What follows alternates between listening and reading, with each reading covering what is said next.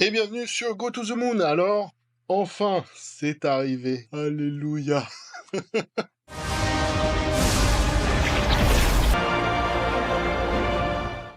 La Chine s'est donc engagée à faire les dépenses nécessaires pour atteindre son objectif de croissance. Le bazooka a été dégainé. Et il a fallu attendre le 24 septembre pour avoir les premières annonces.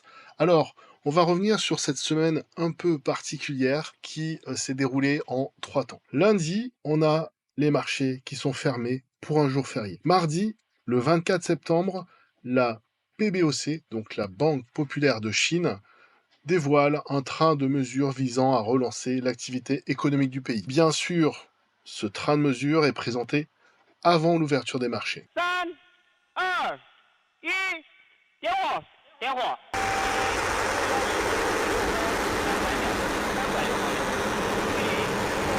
C'est une baisse de 50 points de base du ratio des réserves obligataires des banques. Une autre baisse est prévue d'ici à la fin de l'année, soit 25, soit 50. Une baisse de 20 points de taux reverse repo pour faciliter le crédit à moyen terme, à 1 an. Baisse de 50 points de base des taux d'intérêt sur les prêts hypothécaires actuels, hyper important. Baisse de 25% à 15% de l'apport personnel nécessaire à un deuxième achat de logement. Et déblocage de 300 milliards de yuan de prêts à taux bas pour permettre aux collectivités locales de racheter à des prix présentés comme abordables les logements invendus ou non livrés. Et ça, c'est important, parce que s'il y a eu des défaillances, les collectivités vont pouvoir racheter et donc va réinjecter cet argent aux contribuables chinois. Et déblocage de 500 milliards de yuan de facilité de financement aux fonds, maisons de courtage, assureurs, afin d'acheter des actions, et 300 milliards de yuan destinés au rachat d'actions par les entreprises cotées. Donc la Banque centrale chinoise qui propose un swap facility pour les entreprises de 500 milliards de yuan pour racheter des actions ou pour acheter des actions. Et les entreprises pourraient utiliser comme collatéral les actions qu'elles ont déjà pour pouvoir lancer des programmes d'achat d'actions. Alors, bon, bien sûr, ça va faire un boost énorme sur le marché des actions chinoises et surtout, le taux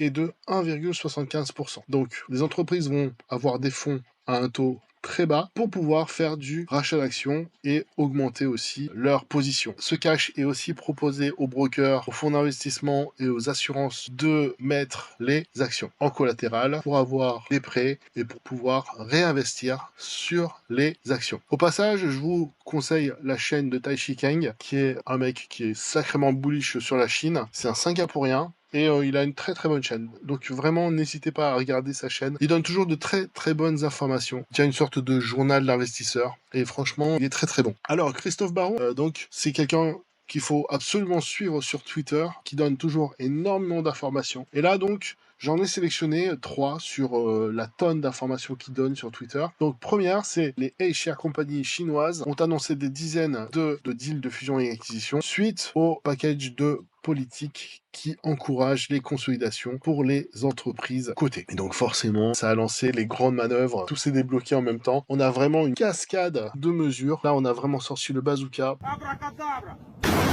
pour lancer ce bull market. Alors, le bull market, alors ça c'est marrant parce que c'est une capture d'écran que j'avais fait pour la vidéo des 1 an. C'est encore au milieu du mois de septembre et on est à 17 000 points sur le Hang Seng. Et tadam on a enfin passé la barre fatidique des 20 000 points. On l'a passé aujourd'hui, le 27, et on l'a passé vraiment sans coup férir. Hein. Boum, on a fait un gros gap et allez, c'est parti, c'est remonté. Aujourd'hui, on a pris 3,55% en 4 jours parce qu'il y avait un jour férié. On a pris 13%, c'est impressionnant. Quand même. Alors, quand on parle de Chine, bien sûr, si on est français, on va penser aussi à LVMH. LVMH qui a profité de ce rallye pour se refaire une bonne santé, 18% en 5 jours. La barre des 700 € qui est passée. Alors, pour LVMH, je vais juste vous donner 2 informations parce que pour le coup, LVMH, il y a énormément de vidéos, énormément de contenu sur la santé financière, sur les résultats, etc. Et ce qui a motivé mon investissement dans l'empire de Bernard Arnault, c'est 2 choses. La première, c'est les marques, le portefeuille de marques de l'empire de Bernard Arnault. For the Emperor! For the Emperor! Et le rythme d'acquisition, le rythme de croissance de cet empire. Donc, on part de bases qui sont très fortes, parce que en 1989, on part de Louis Vuitton, Dior, Hennessy, Moët et Chandon, Dom Pérignon, Veuve Clicquot et Givenchy. S'il vous plaît, c'est vraiment que du triple A. Ensuite, on a des acquisitions avec Berluti, Kenzo, Guerlain, donc c'est quand même de très très belles marques aussi. Sephora, qui deviendra une des plus belles marques de distribution, et pour le coup, quand on est dans le luxe, maîtriser ses canaux de distribution, c'est excellent. Donc c'est vrai que Sephora sur les cosmétiques, c'est une place forte, et donc c'est vraiment un atout exceptionnel pour LVMH. Ensuite, on a les champagnes Krug. C'est des champagnes qui sont vraiment très très très haut de gamme. Tageter, Chaumet, bon, vous avez des marques qui sont intemporelles. En marque aussi dont je voudrais parler, vous avez Château d'Yquem et Château Cheval Blanc. Pour ainsi dire, Château d'Yquem, c'est le roi des sauternes, et Château Cheval Blanc, vous avez 3 grands crus classés, vous avez Ozone, Cheval Blanc et Château Pétrus. Sur les Saint-Émilion, c'est vraiment les 3 premiers grands crus classés qui sont connus mondialement. Et donc, chez Arnaud, vous avez Château Cheval Blanc. C'est des marques qui sont connues mondialement, qui ont une valeur intrinsèque énorme, avec un terroir magnifique, et donc une capacité à faire rêver et une désirabilité qui est énorme. Pour les acquisitions suivantes, la plus médiatique, ça a été Tiffany, qui a été une grosse acquisition de cette marque de joaillerie américaine. Pour le coup, moi, j'ai aucun problème à me dire que l'empire de Bernard Arnault est en pleine expansion, continue sa croissance, et pour le coup, quand je vois ce portefeuille intemporel qui représente une valeur intrinsèque énorme, et ensuite, à côté, cette stratégie d'expansion, de croissance externe qui est très très bien développée, on a un cocktail qui est hyper bien, hyper savamment élaboré, et c'est que du très bon. Et je vais faire une petite parenthèse sur les Jeux Olympiques. LVMH a profité des Jeux Olympiques pour se positionner comme le parangon du luxe à la française. Aux yeux du monde, ils ont eu une très très belle exposition, et on peut penser ce qu'on veut des Jeux Olympiques à Paris. En tout cas, cette opération pour LVMH a été un succès. Cependant, comme dans tous les empires, quand l'empereur décède et qu'il y a une succession ensuite, ça crée de l'instabilité. Donc, pour moi, tant que Bernard Arnault sera là, et en bonne santé, bon pied, bon oeil, tout ça, donc vraiment, faut être vigilant, même si sa succession semble en bonne voie d'être bien verrouillée. 祖国和人民为你们骄傲，你们在巴黎奥运会上的成绩十分亮眼。 Alors, 3 actions chinoises sur lesquelles je suis positionné, dont une Antasport, qui est une action vraiment mais magnifique. Donc on a une entreprise qui a un parcours boursier qui est cette année plutôt mauvais, hein, moins 21%, mais à l'image de la Chine, hein, ça a été un massacre, et pour le coup Antasport a plutôt bien tiré son épingle du jeu. Et là, depuis depuis le bull run, l'entreprise en 5 jours a pris 22%. Pour vous dire, cette entreprise, quand j'ai investi dedans, je me suis endetté, j'ai fait un crédit lombard. Vous allez me dire, putain, mais tu fais n'importe quoi. Et oui, effectivement, quand j'ai investi dedans, je me suis dit, mais qu'est-ce que je suis en train de faire? Mais j'avais une conviction très très forte, et je pensais qu'il y avait un momentum qui est très très fort sur les 6 mois à venir à cause des Jeux Olympiques. Alors, il y a eu le bazooka chinois entre-temps,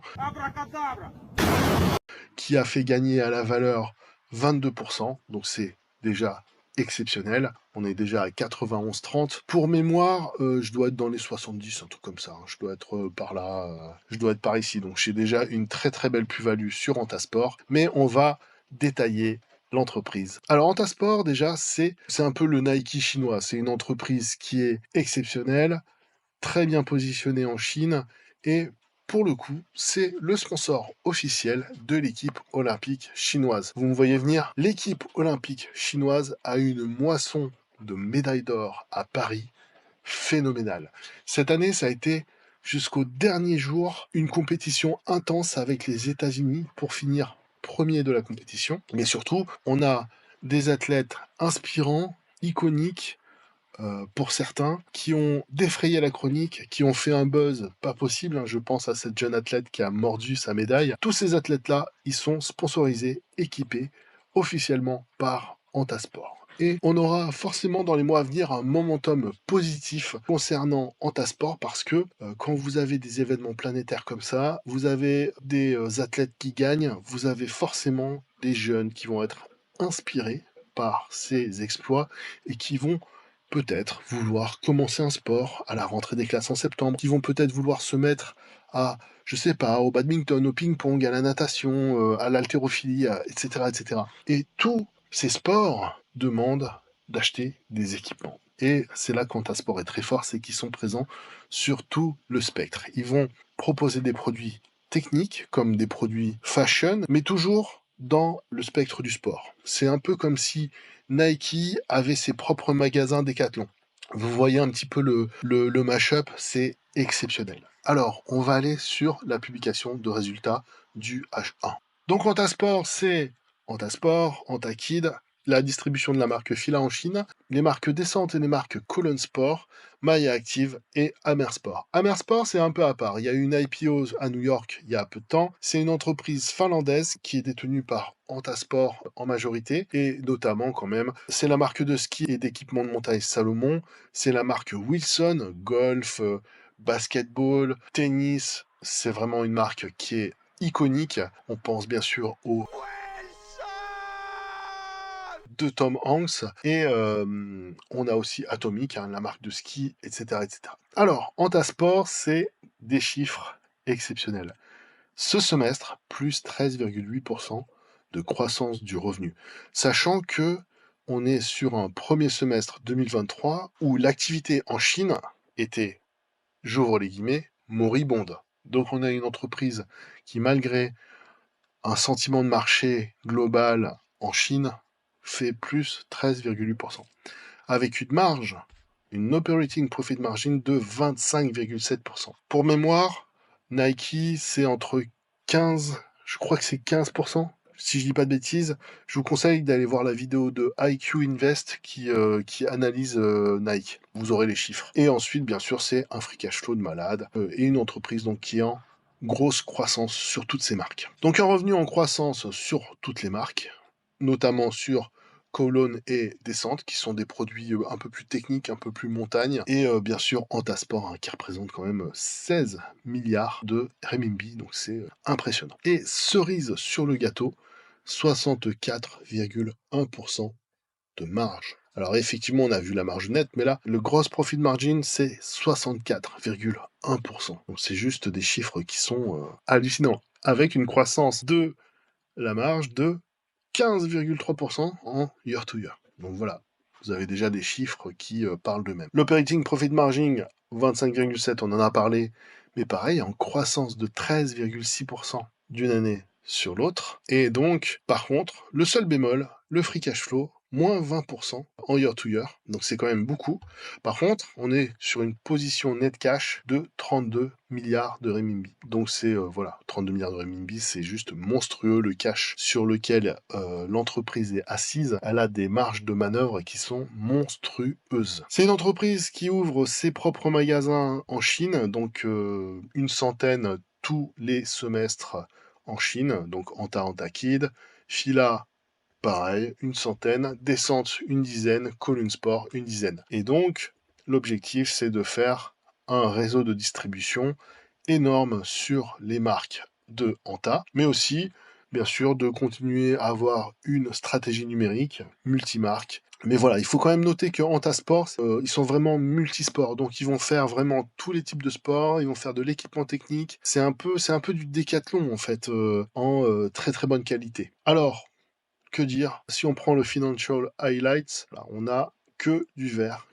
sauf le free cash flow, mais pour le reste, regardez les chiffres. Hein. Je vous laisse quand même regarder, c'est monstrueux. C'est monstrueux. On a un petit dividende qui est sympathique, c'est pas fou, mais c'est sympathique. Mais surtout, il est en croissance de 43,9%, donc ça, c'est plutôt bien. Je vais quand même faire un petit laïus sur le sport en Chine. Quand vous voulez des résultats, que vous voulez des médailles d'or, vous allez subventionner le sport dans votre pays. Et donc, il faut savoir que le sport est très encouragé en Chine, qu'il y a énormément de subventions, il y a des aides, et forcément, il y a des achats de matériel pour les clubs, il y a des achats d'équipements pour les clubs, et forcément, Antasport profite de ce mouvement national pour le sport. Et il faut aussi se dire que c'est des cercles vertueux. Vous avez eu les Jeux Olympiques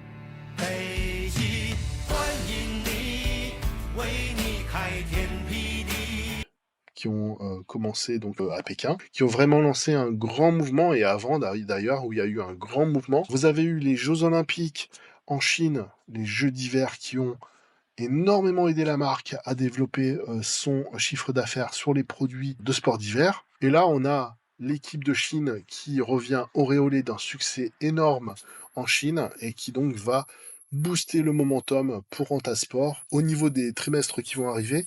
Et donc, on peut s'attendre à un momentum sur les 6 mois, sur les 1 an à venir qui sera très très fort pour Antasport avec de très belles publications. Ça, je vous en mets ma main à couper. Fini la branlette. Je m'en fous, je suis couché. Bref. Bon, désolé. Alors, Engan International. Engan International, je conseille pas forcément, et d'ailleurs, je ne conseille jamais d'investir. Je vous présente juste les entreprises sur lesquelles je suis positionné. Mais là, c'est vraiment un call particulier. La valeur s'est faite massacrer, moins 25%, c'est une valeur chinoise, vous connaissez un petit peu le historique. D'ailleurs, je vous en ai déjà parlé souvent de cette entreprise. Depuis le petit rallye, hop, plus 15% en 5 jours, 3% en un jour, moi ça m'a fait un bien fou, parce que j'étais quand même plutôt en perte sur la valeur, donc là, ça y est, ça revient à peu près dans le vert, donc je suis plutôt content. Engan International, ça vient d'une théorie d'investissement un peu particulière. Je pars du principe que vous avez eu en 2022 l'année du tigre, l'année du dragon en 2024, et sur ces 2 années-là, vous allez avoir un pic de naissance qui va avoir lieu. Et notamment, et précisément sur l'année du dragon, ce qui est hyper important en Chine. Et d'ailleurs, vous en conviendrez, c'est quand même plus classe d'avoir un enfant qui est né en 2024, qui a un petit dragon, que quelqu'un qui, comme moi, est né en 1979, qui est une chèvre. C'est quand même beaucoup moins classe. Et en plus, d'un point de vue de la superstition entre guillemets, les enfants dragons seraient plus studieux, auraient une meilleure réussite dans la vie, etc., etc. Bref, ça pousse les Chinois, et surtout les Chinoises, à avoir plus d'enfants à ces moments-là, à faire des enfants, à planifier le fait d'avoir un enfant sur ces années-là. Parce que quand en plus vous venez d'un pays où vous êtes sur la politique de l'enfant unique, vous avez tendance à tout planifier pour que tout soit parfait pour le seul enfant que vous aurez. Même si maintenant, on encourage les familles à avoir plus d'enfants, etc., avec de l'incentive et tout et tout. Mais en tout cas, ça reste ancré dans la culture chinoise et on peut s'attendre sur l'année 2024-2025 jusqu'à février 2025 à un pic de naissance. Ce pic de naissance, pendant 3 ans, donc les 3 années ensuite, 26, 27, 28, il va consommer... Qu'est-ce qu'ils vont consommer, les enfants ? Des couches culottes. Et les gars, je vous dis, un enfant, ça bouffe un nombre de couches culottes par jour, c'est un truc de fou. Donc, si vous avez un pic de naissance et que vous êtes obligé d'acheter des couches culottes, Engan International est ultra bien positionné sur ce segment de marché. Ils sont, très bien positionnés, 2, ils sont une marque leader en Chine, et je joue un deuxième sujet, c'est le sujet de la silver economy. Vous avez des personnes vieillissantes, il ne vous a pas échappé que la Chine est très très vieillissante. D'ailleurs, cet aspect démographique est énormément reproché, ou en tout cas énormément utilisé par les gens qui voudraient montrer que la Chine est en déclin. Et donc, ces personnes-là qui arrivent à un certain âge, qui d'ailleurs en plus en Asie ont des longévités qui sont quand même plutôt importantes, arrivent à 75, 76, 80, 90, et malheureusement, des fois, tout ne fonctionne pas. Et tout ne fonctionne pas, et donc on a besoin d'acheter des produits d'hygiène pour seniors, aka des couches culottes pour papy. Et donc, ça, c'est un marché en pleine extension en Chine. Donc, je résume, Engan International font des couches culottes, des lingettes, des bidules, du sopalin, du papier cul, etc., etc. Mais ce qui nous intéresse, c'est le segment couche culotte. Et sur le segment couche culotte, ils sont très bien positionnés, et 2, ils vont bénéficier d'un momentum exceptionnel grâce à cette année du dragon, mais aussi 2022 de façon plus résiduelle de l'année du tigre. D'un point de vue financier, c'est une entreprise qui est plutôt bien gérée. C'est une entreprise qui a une position net cash qui s'améliore, et une très belle position net cash d'ailleurs. C'est une entreprise qui essaye d'être solide sur le marché, sur un marché qui est un petit peu compliqué et volatile, avec des marges qui sont quand même plutôt faibles. Mais il faut voir que les marges ont augmenté sur le semestre 1 de l'année 2024, bien que le chiffre d'affaires ait été en baisse. Ce qui a permis à l'entreprise de, grosso modo, se maintenir à flot. Une entreprise qui a beaucoup de cash, notamment grâce à des emprunts, et donc de grandes capacités d'investissement. On est à un ratio de 1,3, donc franchement, c'est très très bon.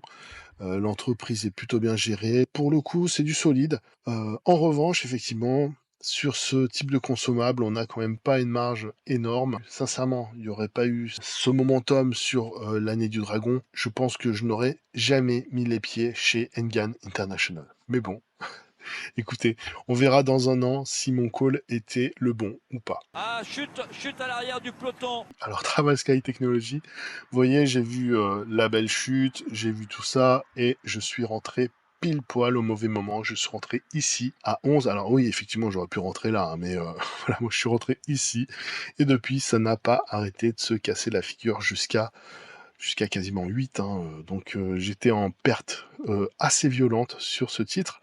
Et je me suis exposé de façon aussi assez violente sur ce titre. Donc forcément, j'étais pas bien. Moins 39% sur l'année, une valeur qui a pris quand même relativement cher. Heureusement qu'il a rebondi grâce à une belle publication de résultats. Et bien sûr, qui bénéficie d'un rallye complètement exceptionnel. Plus 36% en 6 mois, 22% sur 5 jours.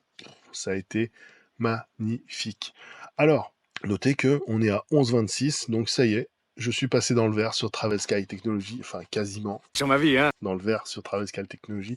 Donc maintenant, il n'y a plus qu'à récolter les fruits de la suite du bull market. Alors, Travel Sky Technology, c'est une entreprise mi-publique, mi-privée. Et c'est une entreprise qui existe depuis 1979. Elle a le même âge que moi, vous voyez, elle a 45 ans, avec un parcours assez impressionnant hein, quand même pour une entreprise de cet acabit, avec donc beaucoup d'innovation. Pour schématiser, c'est une entreprise qui est détenue à 70% par l'État et à 30% par des actionnaires privés. C'est une entreprise qui est présente sur toute la chaîne de valeur des services à l'aviation, sur donc le marché domestique, mais aussi sur le marché à l'international. Et il faut savoir que Travel Sky, c'est une entreprise qui a un monopole d'État en Chine. Donc, quand on investit sur Travel Sky, on investit sur une entreprise qui est en situation de monopole et donc qui a du cash qui rentre à ne plus savoir qu'en faire au bout d'un moment. Donc, c'est vraiment un très très bel investissement. Et surtout,